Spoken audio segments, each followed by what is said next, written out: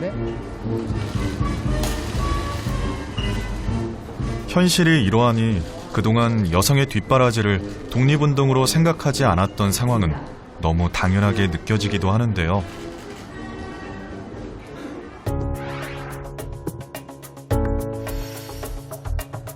이번 8.15 때는 뒤에서 독립운동을 한 사람들도 빛을 보도록 기준을 수정했습니다. 그래서 숨은 공로자였던 여성 독립운동가도 서운을 받게 된 것이죠.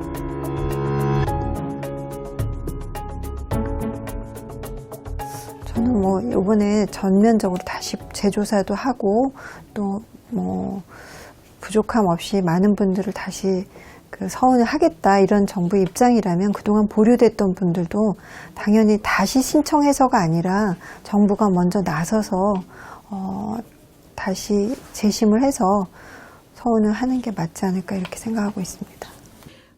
제가 제일 문제 삼는 것은 여성 독립운동가가 정말 많았는데 숨겨졌다는 게 아니라 독립운동은 같이 했는데 그냥 흔적을 지워버린 게 제일 큰 문제라고 생각하기 때문에 정말 독립운동사를 제대로 복원하는 방법은 그 독립운동이라고 하는 그 삶, 그것도 일종의 삶이라고 보면 독립운동이라는 삶을 함께 꾸렸던 여성과 남성이 같이 주목을 받아야 된다라는 생각이 듭니다. 예.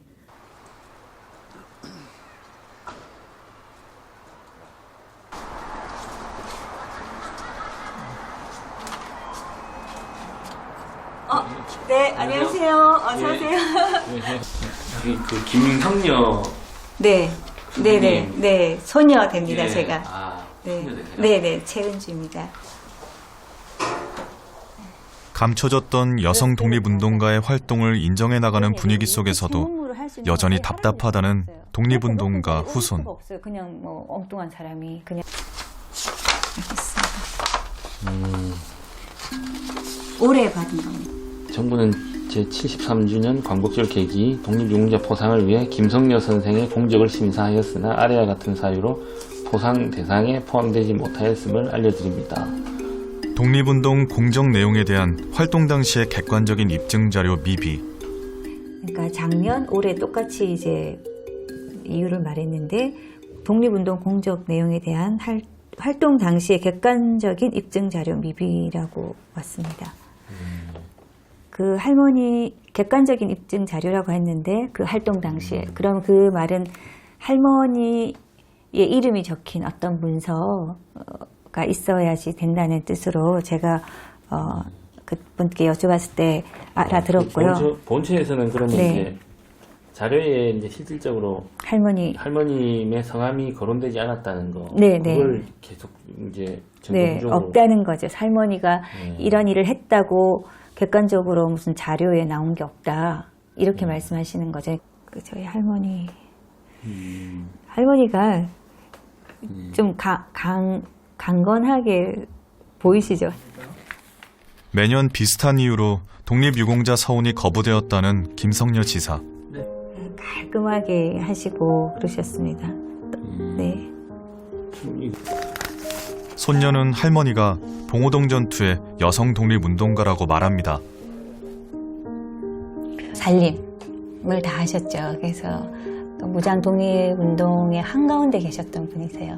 그 할머니께서 그 말씀하실 때 거기에 봉오동에 그 독립군들이 많을 때 3,000명, 수천 명이 항상 있었고 그 독립군들의 밥, 식사 그리고 또 이제 군복, 그 마을 부인들과 함께 천을 떠서 군복을 만드시고 그리고 그냥 식사만 하는 게 아니고 뭐 장류, 그 비상식량, 그 독립군들의 모든 비상식량도 마련하시고.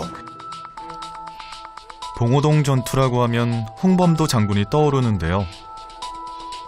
만주 봉오동에서 일어난 전투로 일본군과 싸워 독립군 연합부대가 크게 승리해서 교과서에도 등장하죠.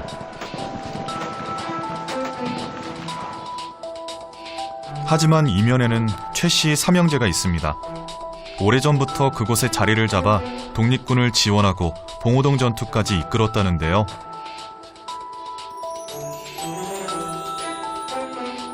최 씨 삼형제 중 최운산 장군의 아내로 독립군을 지원했던 분이 바로 김성녀 지사입니다. 독립군 부인이라고 준다는 건 말이 안 되잖아요. 그래서 어쩌면 그 봉오동 독립군 기지에 대한 개념이 없다면 충분히 그럴 수 있다고 생각해요. 그래서 근데 그 봉오동은 그 청산리 전투와 다른 봉오동이라는 것이 가지고 있는 그 독립군 기지로서의 근거지. 그리고 거기에 수천 명이 모여 있었던 곳이라는 것에 대한 이해. 그렇다면 그 독립군 기지에 계셨던 그 모든 만주 무장 독립군의 살림을 책임졌었던 분인데 김성녀 지사가 뒷바라지 형태로 독립운동을 했다는 사실을 밝혀야 하는 상황. 여기 보면 손녀는 국립도서관이며 국사편찬위원회며 이곳저곳 발로 뛰어 자료를 찾았습니다. 할머니께서 본인이 직접 쓰신 2가지 진정서와 신청서, 그 외에는 간접 자료가 되겠죠. 네. 일본 외무성의 자료까지 연대별로 모았을 정도인데요. 맹사령 19일 출발 최진동의 가족을 포로로 하라. 특히 항일 국민회군에 수록된 김성녀 지사의 진정서는 사료 이상의 가치를 지닌다고 말합니다. 네. 그리고 직접 경험한 사람이 아니면 도저히 이런 기록을 할 수 없다는 것이죠. 여기는 이제 도독부가 어떻게 장비를 갖추고 있었다는 얘기를 쭉 쓰셨고요. 연합부대 대한 독군부가 됐을 때 그때는 벌써 대포가 10여 문, 기관총 수십 정, 장총 1000여 정 이렇게 권총부터 수류탄까지 다 쓰셨습니다. 이거는 연합부야. 독군, 대한북로 독군부. 보훈처에 할머니께서는 그냥 당신의 생활을 쓴 게 아니고 이 독립군이 어떻게 무장을 하고 있었던지 그 자세한 사항을 쓰고 있는 진정서다. 이런 말씀을 드렸습니다. 그 자료를 어떻게 볼 거냐의 문제죠. 그거는 회고록이에요. 독립운동 국내에서 활동한 사람들의 회고록이에요.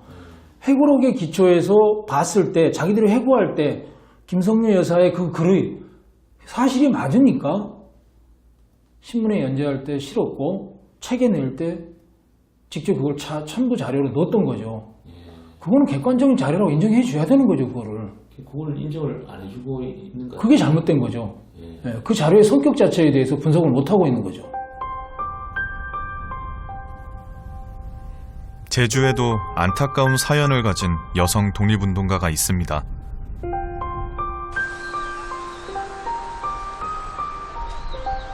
여성 독립운동가 강평국 선생인데요. 우리는 강 선생을 알리고자 하는 전문가와 함께 제주를 찾았습니다. 강평국 선생님 부부는 활동을 고수선 선생님, 최정숙 선생님하고 세 분이서 같이 하셨는데 그런데 최정숙 선생님은 우리나라 최초 여성 교육감이 되셨고 그다음에 고수선 선생님도 이후에 많이 조명을 받으면서 사회복지나 이런 부분에 헌신을 하셨거든요. 그런데 강평국 선생님은 33살에 병으로 돌아가셨어요. 3명의 여성 독립운동가가 함께 활동했지만 유독 강평국 선생만 서운을 받지 못했답니다. 그 이유는 무엇일까요? 김율근 선생님. 안녕하세요. 네, 안녕하십니까. 네, 안녕하세요. 선생님 반갑습니다. 네.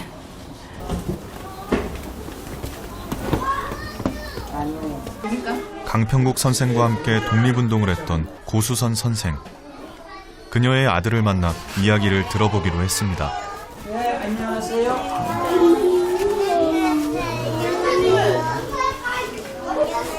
저 아저씨 못생기다. 백군. 여기서 이제 김율근 씨는 우리를 보자마자 깊숙이 넣어두었던 자료를 꺼내왔는데요. 또 자료를 또. 아, 이 사진 여기 있었네, 사진이. 원사진이네. 나 어디 놔뒀는지 몰랐는데. 여기 뒤에까지 다 나온 거. 내 이 원사진 못 찾았어 했더니 네. 여기 보니까 있네. 너무 상큼한 소녀 모습들이다. 네. 그죠? 이야, 그 시절 확실히 나타나. 우연히 여성 독립운동가 3인방의 어릴 적 사진을 찾았습니다. 마냥 해맑던 새 소녀는 독립운동을 하리라고 생각이나 했을까요? 그리고 어렸을 때 아무래도 좀 경제적으로 조금 불우했던 예, 그게 상황이어서 나타났죠. 예. 이 그 다른 두 분에 비해서 많이 마르셨고 명석이 뭔지 모르죠. 멍석 알아요, 선생님. 저. 여기 아래 보니까 명석이네. 네. 일찍 아버지와 어머니를 여의고 힘들게 살았다는 강평국 선생. 독립운동엔 가정 형편도 성별도 지역도 장애가 되지 않았나 봅니다. 두 사진. 엄청 귀한 사진이네요. 이거 어떻게 이렇게 다큐멘터리 같은 사진을 찍었을까요? 100년 전 사진입니다. 100년도 넘었지. 정확히 하면 100년도 넘었네요. 그때 연세가 어떻게 되셨을까요? 그 당시에. 그때 어머님이 한 13이나 1910년도에 입학을 해서 1915년도에 졸업하셨거든요. 여성 독립운동가로 다 제주도에 거의 선두에 서셨습니다. 네. 함께 어울리며 함께 학교를 다니고 또 함께 독립운동까지 한 사이. 특히 강평국 선생은 항일 여성운동단체인 근우회의 동경대표까지 할 정도로 적극적이었는데요. 늑막염이 걸린 와중에도 여자 청년회를 조직하며 독립운동을 했지만 강평국 선생만 서운을 받지 못했습니다. 고문 후유증으로 33세에 세상을 떠난 강 선생. 그녀에게는 후손도 없었고 기억하려는 이도 없었던 거죠. 조선 총독부 관보에 강평국 선생님이 지금 나오는 겁니다. 그러니까 추시하고 있는 사람들이죠. 이게 1920년 그녀의 독립운동 흔적은 곳곳에 남아 있습니다. 네, 여기 있죠. 여기 평국 여기 나오죠.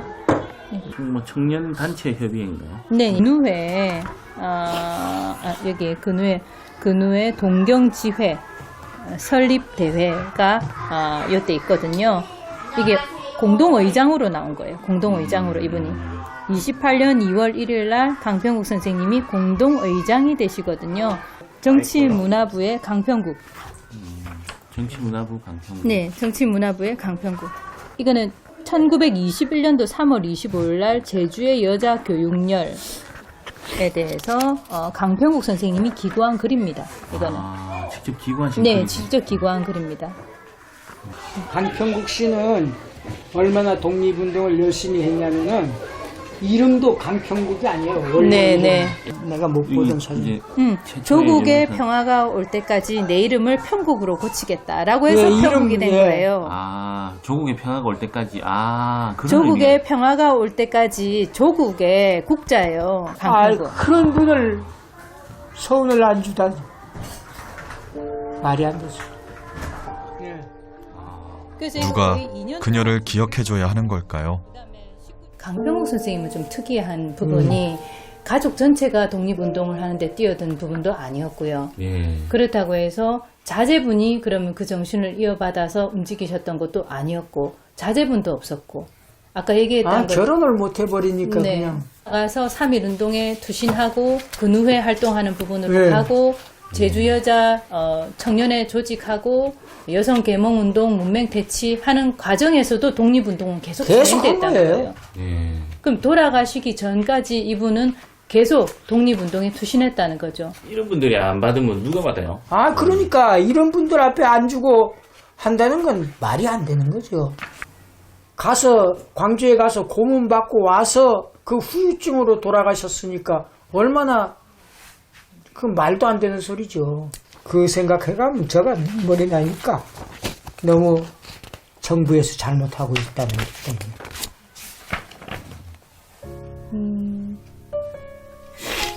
정말 그런 분들이 제대로 대접을 받아야 우리나라가 제대로 뭘 할 건데 그거를 못하고 있어요 지금. 정말 눈물 나네요. 그런 사람이 못 받으면 말이 안 돼. 되게 막 좀 안타까우세요? 네. 어떤 부분이 제일 안타까우세요? 그렇게 열심히 독립운동 한 분을 외면하니까 정말 지금은 기억하는 사람도 거의 없잖아요.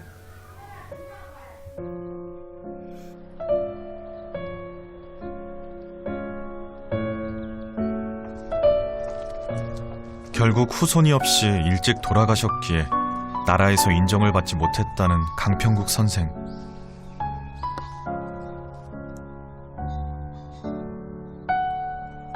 그녀를 알았던 몇몇 이들은 안타까운 마음에 추모비를 세웠습니다.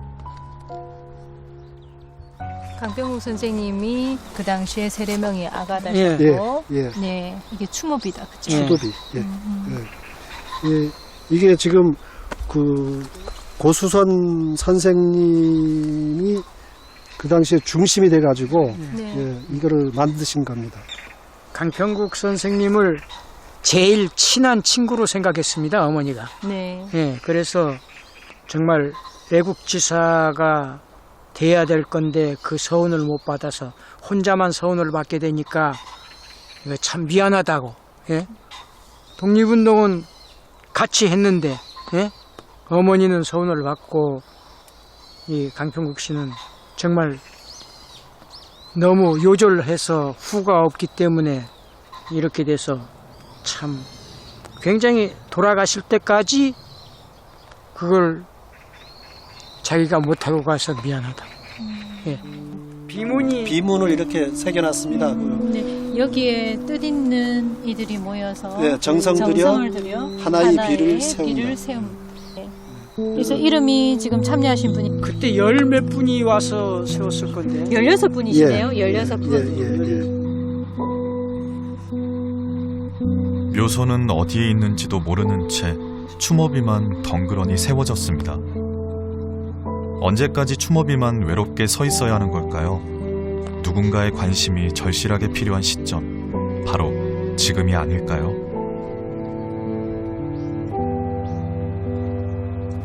(33년) 동안 목숨을 바쳐서 열심히 독립운동을 하셨는데 이 비석 하나에만 우리가 이 흔적을 찾게 된다는 게 너무 슬프잖아요. 적어도 현 충원에 이름은 올리고 이분이 당당하게 이름을 올리고 그리고 인정받을 수 있는 그런 시간들이 이제는 우리가 그걸 마련해 드려야 되지 않나 그런 생각이 듭니다.